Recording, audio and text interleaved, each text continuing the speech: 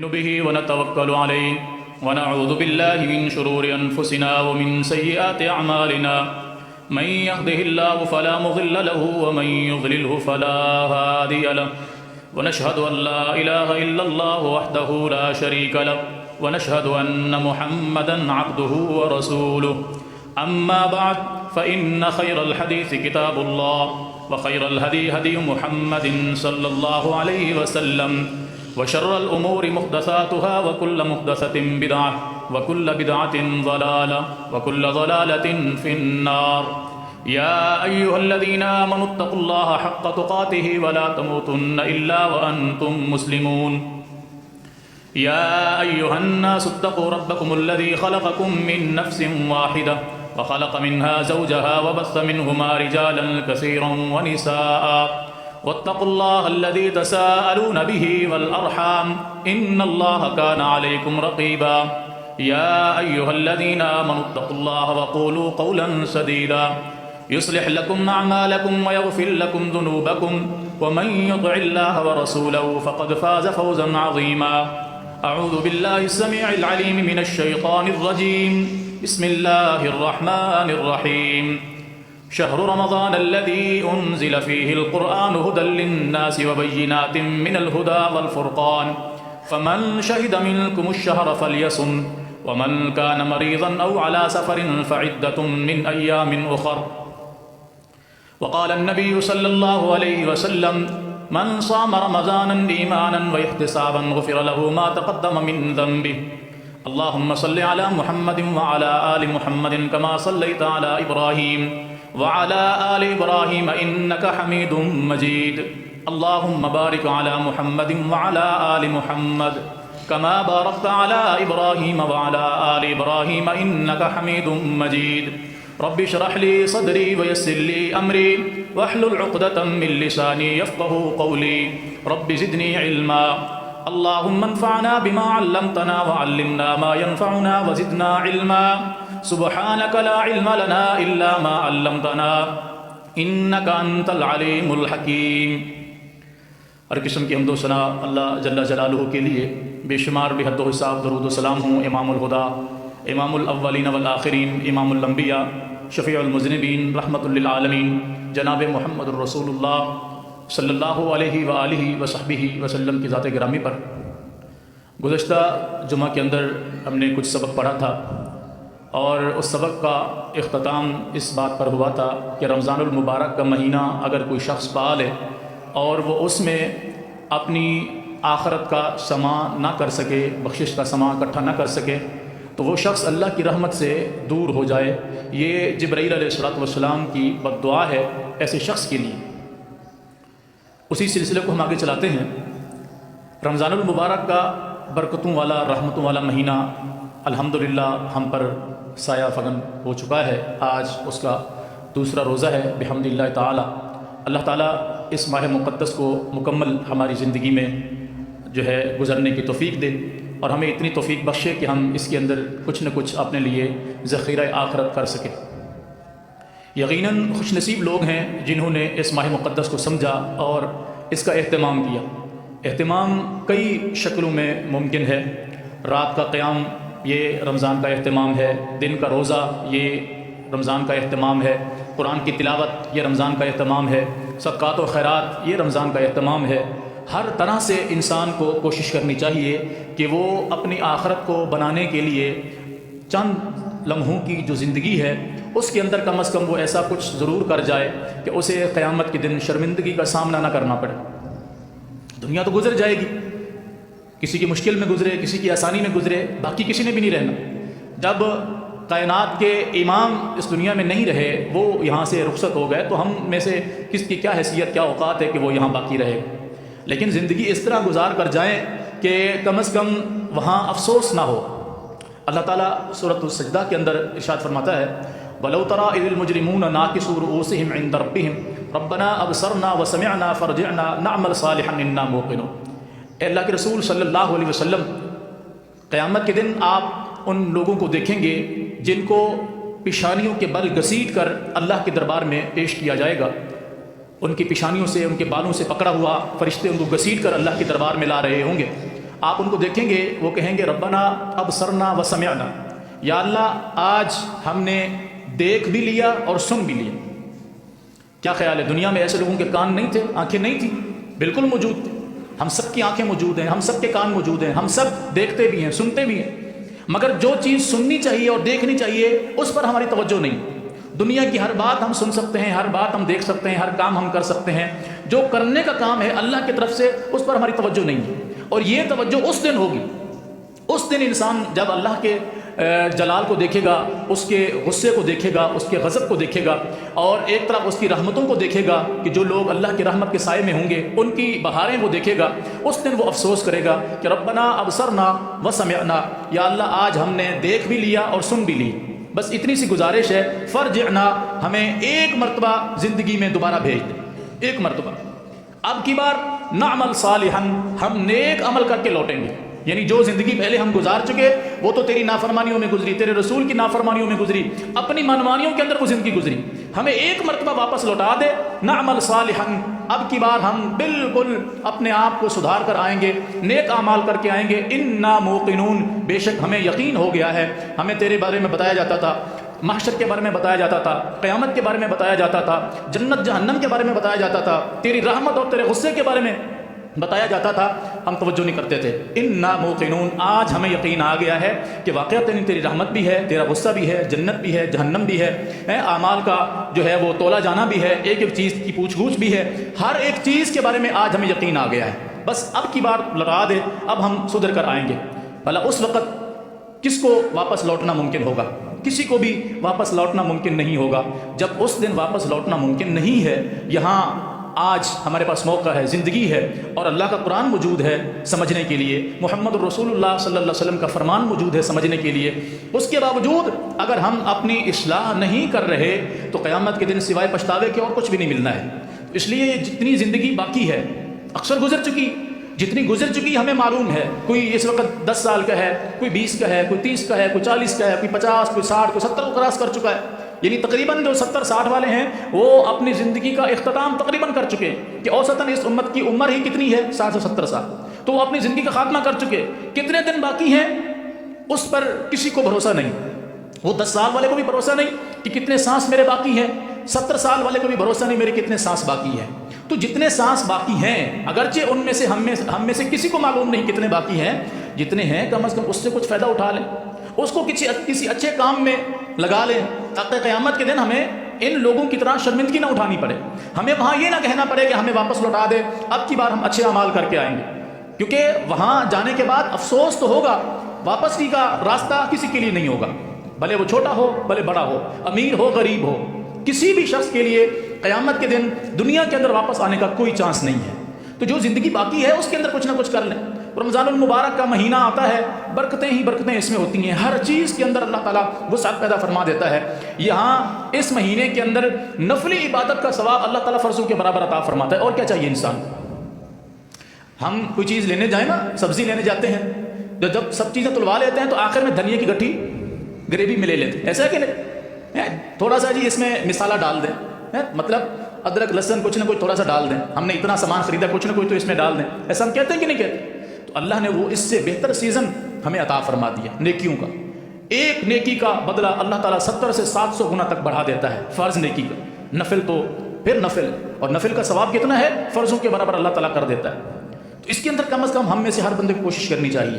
پھر صرف روزہ رکھ لینا اس بات کا نام نہیں ہے کہ کوئی شخص صبح کے وقت اٹھے، سحری کرے، اور سحری کرنے کے بعد اس کی کنڈیشن یہ ہو کہ وہ سارا دن زبان سے مغلظات بکتا رہے، چغلی کرتا رہے، جھوٹ بولتا رہے، گالم گلوچ کرتا رہے۔ تو یہ ایسے ہے کہ جیسے آپ جانور کو چارہ کھلانے کے بعد اس کا منہ باندھ دیں اور شام تک اس کو کچھ بھی نہ کھلائیں پلائیں، تو یہ ایسا ہی شخص ہے کہ جس نے اپنے منہ کو کھانے پینے سے تو بند کیا ہوا ہے، مگر باقی تمام چیزوں کے لیے اس کا منہ، اس کا جسم کھلا ہوا ہے۔ یہ گناہ بھی دیکھ رہا ہے، گناہ سن بھی رہا ہے، منہ سے گناہ بول بھی رہا ہے، وہ غیبت کی شکل میں، چغلی کی شکل میں، گالم گلوچ کی شکل میں، حسد بغض کی شکل میں، مختلف چیزوں کی شکل میں اس نے اپنے آپ کو محفوظ نہیں کیا ہوا۔ تو یہ ایسے ہی ہے جیسے کسی جانور کا آپ صبح کے وقت منہ باندھ دیں، شام تک اس کا منہ بندہ رہے۔ نبی علیہ السلام نے فرمایا کہ من لم یدع قول الزور والعمل به فليس لله ان يدع طعامه وشرابه، جو روزہ رکھ لے، روزہ رکھنے کے بعد وہ نہ جھوٹ چھوڑے، نہ گناہ چھوڑے اور نہ گناہ کے کاموں پر عمل کرنا چھوڑے. فرمایا اللہ کو اس کی کوئی حاجت نہیں ہے کہ ان یدع طعامہ و شرابہ، یا اپنا کھانا پینا چھوڑ دے. اللہ کو اس کی کوئی پرواہ نہیں. روزہ رکھا ہے تو اپنا تحفظ کرے، گالی کسی کو نہ دے، چغلی کسی کی نہ کرے، غیبت کسی کی نہ کرے، دھوکہ نہ کرے، ملاوٹ نہ کرے، فراڈ نہ کرے. جو کام یہ عام زندگی میں کرتا تھا، کم از کم روزے کا ادب و احترام کرتے ہوئے یہ ان کاموں کو چھوڑ دے گا تو اس کی عادت بن جائے گی. پھر نیکی کی طرف آنا، گناہ سے بچنے کی اس کی عادت بن جائے گی. روزہ صرف بھوک پیاس کا نام نہیں ہے، ہرگز اس کا نام نہیں. روزے کا مقصد ہے کچھ. یہ جیسے جہنم سے بچنے کے لیے ڈھال ہے، الصوم جنہ ہے نا، نبی علیہ السلام کا فرمان کہ روزہ قیامت کے دن جہنم سے بچنے کے لیے کیا ہوگا؟ ڈھال. تو جو جہنم سے ہمیں بچا سکتا ہے وہ دنیا میں ہمیں گناہ سے کیوں نہیں بچا رہا؟ وہ اللہ کی نافرمانیوں سے کیوں نہیں بچا رہا؟ وہ کمیوں کوتاہیوں سے ہمیں کیوں نہیں بچا رہا؟ وہ ہمیں جہنم کی آگ سے بچا سکتا ہے تو دنیا میں بھی ہمیں بچانا چاہیے کہ نہیں بچانا چاہیے؟ کیسے بچیں گے ہم؟ جب ہم اس کے احکامات کو سمجھیں گے، اس کی قدر و منزلت کو سمجھیں گے. اپنی مرضی کو کریں گے تو یہ قیامت کے دن بھی ہمارے لیے ڈھال نہیں ہے. یاد رکھیں، کیونکہ کوئی شے اس وقت فائدہ دیتی ہے جب اس کے مقصد کو سمجھا جائے. مقصد کو نہیں سمجھنا، اپنی منمانی کرنی ہے. بس میں روزے سے ہوں، جو مرضی کروں، میں روزے سے ہوں، میں نماز پڑھوں، میں جو مرضی کروں. ہمیں ہماری نماز گناہوں سے نہیں روک رہی، ہمیں قرآن کی تلاوت گناہوں سے نہیں روک رہی، ہمیں رات کا قیام گناہوں سے نہیں روک رہا، ہمیں روزہ گناہوں سے نہیں روک رہا. تو اس کا مقصد یہ ہے کہ ہم نے ان چیزوں کے مقاصد کو سمجھا ہی نہیں ہے.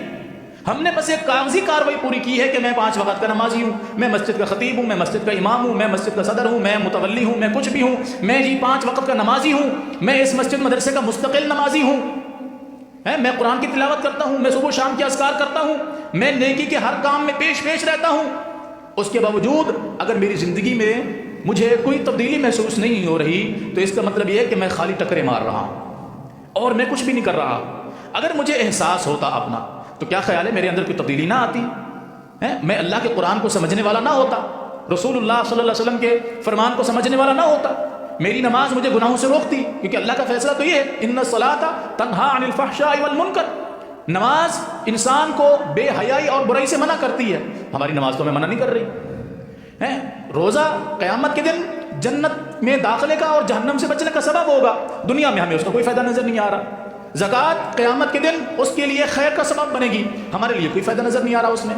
تو ہم جتنے بھی نیک اعمال کر رہے ہیں اس کا ہمیں کوئی فائدہ نظر کیوں نہیں آ رہا؟ دنیا کے اندر اس کے لیے ہمیں کوئی خیر نظر کیوں نہیں آ رہی؟ اس کی وجہ یہ ہے کہ ہم نے ان کو رسمی طور پہ بنا لیا ہے. قرآن پڑھنا ہے تو بس اس لیے پڑھنا ہے کہ جی دیکھنے والا کہے کہ یہ قرآن کی تلاوت کر رہا ہے، کوئی اچھی قرات کرتا ہے تو وہ اس وجہ سے پڑھ رہا ہے، یا جی اس سے برکت حاصل ہو جائے گی. لیکن وہ قرآن کہتا کیا ہے ہمیں معلوم نہیں ہے، ہمیں ضرورت بھی نہیں ہے اس چیز کی. نماز پڑھ رہا ہے اس لیے کہ لوگ بولیں گے دیکھو اس عمر میں پہنچ چکا ہے، نماز نہیں پڑھتا، لوگوں کو دکھانے کے لیے پڑھ رہا ہے. یا پڑھ رہا ہے اللہ کا حکم مان کے، لیکن پڑھ اپنی مرضی پہ رہا ہے، جیسے آتا ہے پڑھ لیتا ہے. کوشش کی، ظہر پڑھ لی، عصر چھوڑ دی، مغرب پڑھ لی، عشاء چھوڑ دی، فجر تو اللہ کا شکر ہے ویسے ہم سب کی چھوٹ جاتی ہے. کیا خیال ہے؟ تو اپنی مرضی ہر کام میں ہم کر رہے ہیں. روزے کے اندر بھی اپنی مرضی ہے. روزہ رکھا ہوا ہے میں نے، روزہ رکھنے کے باوجود اس کے احکامات کو نہیں سمجھ رہا کہ مجھے کن کن چیزوں سے بچنا تھا، مجھے کس چیز کا احساس دلاتا ہے روزہ. میں بھوکا پیاسا ہوں تو مجھے یہ احساس ہونا چاہیے کہ جن کو کچھ بھی کھانے پینے کو نہیں ملتا ان کا دن کیسے گزرتا ہے. تو روزہ ہمیں یہ احساس دلاتا ہے. شام کے وقت اگر میرا حلق خشک ہو چکا ہوتا ہے، مجھے پیاس کی شدت محسوس ہو رہی ہوتی ہے، میرے سامنے انواع و اقسام کی چیزیں موجود ہوتی ہیں اور میں ان کو اس وجہ سے نہیں کھا رہا ہوں کہ ابھی اللہ کی طرف سے اجازت نہیں ملی، یعنی ابھی سورج غروب نہیں ہوا. تو جب یہ چیز مجھے اس وجہ سے منع کر رہی ہے کھانے پینے سے، تو یہ مجھے باقی کاموں سے بھی تو منع کرے کہ نہ کرے. میں رشوت لے رہا ہوں، میں لین دین میں 2 نمبری کر رہا ہوں، میں لوگوں کے ساتھ معاملات کے اندر دھوکہ دہی کر رہا ہوں، میں جن کاموں کے اندر ملوث ہوں، یہ جو روزہ مجھے کھانے پینے سے روک رہا ہے یہ باقی چیزوں سے کیوں نہیں روک رہا؟ روزہ روکتا ہے، میں نہیں رکنا چاہتا، کیونکہ میرا نفس مجھ پر غالب آ چکا ہے، میری خواہش مجھ پر غالب آ چکی ہے. اللہ کا حکم مجھ پر غالب نہیں ہے، اللہ کے رسول صلی اللہ علیہ وسلم کا حکم مجھ پر غالب نہیں ہے، میری اپنی خواہشات نفس مجھ پر غالب ہیں، جس کا رزلٹ یہ ہے کہ یہ سب کچھ ہوتے ہوئے بھی میرے اندر کوئی چینجنگ نہیں آ رہی. تو رمضان کا کچھ مقصد ہے، اس کے آنے کا کچھ مقصد ہے. وہ جبرائیل علیہ السلام کی جو بد دعا ہے وہ اسی وجہ سے ہی ہے کہ رمضان کا مہینہ پائے اور اپنے لیے کچھ حاصل نہ کر سکے، اللہ کی رحمت کا مستحق نہ بن سکے، اپنے گناہوں کو نہ بخشوا سکے. کیا خیال ہے اس میں وہ لوگ شامل ہیں اس بد دعا کے اندر جو روزے نہیں رکھتے، جو رات کو قیام نہیں کرتے، یا جو تراویح نہیں پڑھتے، یا قرآن کی تلاوت نہیں کرتے؟ نہیں، وہ لوگ اس میں شامل ہیں جو اس کی اہمیت کو، اس کے مقاصد کو نہیں سمجھتے۔ ورنہ دیکھیں آپ قرآن کریم کے اندر اللہ رب العالمین نے جہاں بے نمازیوں کو کہا ہے نا، بے نمازیوں کو کہ ما سالککم فی سقر، تمہیں جہنم کے اندر ایک خطرناک وادی ہے سقر، جو خطرناک ترین مقام ہے جہنم کا، تو اہل جنت جہنمیوں سے پوچھیں کہ تمہیں جہنم نے کس چیز نے داخل کر دیا؟ وہ کیا جواب دیں گے؟ لم نکن من المصلین، ہم نماز نہیں پڑھتے تھے۔ تو نماز نہ پڑھنے والے جہنم میں جا رہے ہیں نا، پڑھنے والے بھی جہنم میں جا رہے ہیں۔ کبھی آپ نے غور و فکر کیا اس بات پہ کہ نماز پڑھنے والا بھی جہنم میں جا رہا ہے؟ اس کی وجہ کیا؟ سورۃ الماعون کو آپ پڑھیں، ارائیت الذی یکذب بالدین فذلک الذی یدعو الیتیم ولا یحض علی طعام المسکین۔ اگلی آیت کیا ہے؟ فویل للمصلین۔ یہ کون سی آیت؟ کس کے لیے؟ نماز پڑھنے والوں کے لیے، نمازیوں کے لیے ہلاکت ہے، نماز پڑھنے والوں کے لیے بربادی ہے۔ یا اللہ جو نہ پڑھے وہ بھی برباد، جو پڑھے وہ بھی برباد۔ نماز تو یہ پڑھتا ہے مگر اس کو سمجھتا نہیں ہے۔ میں نے شروع میں کیا عرض کیا کہ نماز کو گناہوں سے روکتی تھی، یہ نہیں رکا۔ الذین هم عن صلاتهم ساہون، نماز پڑھنے کے باوجود بربادی میں اس لیے جا رہا ہے کہ اس نے نماز کو سمجھا ہی نہیں، اپنی منمانی کی، دل کیا تو پڑھ لی، نہیں کیا تو نہیں پڑھی، جتنی مرضی پڑھ لی، جتنی مرضی چھوڑ دی، پڑھی تو اس کے اندر بھی نماز میں حاضر نہیں تھا، اپنی منمانی تھی۔ تو پڑھنے کے باوجود بھی اگر بربادی آ رہی ہے تو آخر کوئی تو وجہ ہے نا، ایسے تو اللہ تعالیٰ کا حکم نہیں آ رہا۔ یا معاذ اللہ استغفر اللہ، یہ آیت قرآن کی نہیں ہے، بتائیے سورۃ الماعون قرآن میں ہے کہ نہیں؟ اس کی یہ چوتھی آیت ہے کہ نہیں؟ فویل للمصلین، نماز پڑھنے والوں کے لیے بربادی ہے، نماز پڑھنے والوں کے لیے ہلاکت ہے۔ بے نمازیوں کے لیے ہلاکت ہے ہی ہے، نمازیوں کے لیے بھی ہلاکت ہے، تو کچھ تو وجہ ہے کس وجہ سے نمازیوں کے لیے ہلاکت ہے۔ وہ ہم جیسے نمازی ہیں کہ جنہوں نے نماز کو ایک بار سمجھا ہوا ہے، وزن سمجھا ہوا ہے، اتار دیا وزن، جان چھوٹ گئی۔ ایک جو ہے ذمہ داری سمجھا ہوا ہے کہ نہیں پڑھیں گے تو لوگ بولیں گے بے نمازی ہے، اس وجہ سے ہمارا نمازیوں میں شمار ہو جائے، پڑھنے آتے ہیں تو توجہ نماز میں نہیں ہوتی۔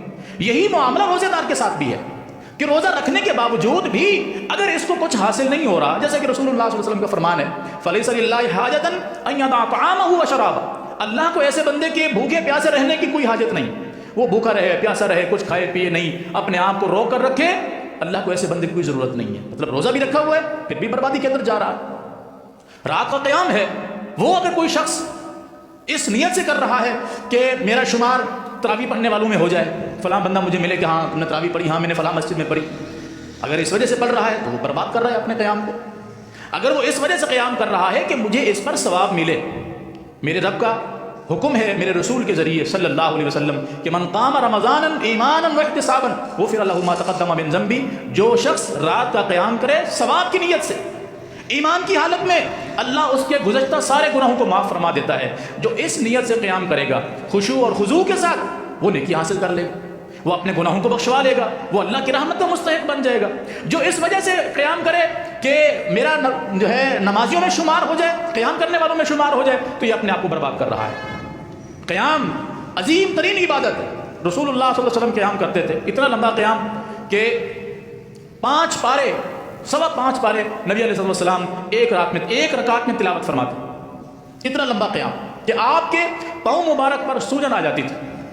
اما عائشہ رضی اللہ تعالیٰ عنہ بیان فرماتی ہیں میں اللہ کے رسول صلی اللہ علیہ وسلم سے عرض کرتی یا رسول اللہ آپ پر تو کوئی گناہ ہی نہیں ہے، آپ کے ذمہ کوئی خطا ہی نہیں ہے، کوئی گناہ ہی نہیں ہے، پھر آپ اپنے آپ کو اتنا مشقت میں کیوں ڈالتے ہیں؟ اللہ کے رسول صلی اللہ علیہ وسلم فرماتے عائشہ جس رب نے مجھے رسول بنایا، جس نے مجھے نبوت عطا کی، جس نے مجھے یتیمی میں پرورش کی، جس نے مجھے فقیری سے تونگری عطا فرمائی، کیا میں اس رب کو شکر ادا نہ کروں؟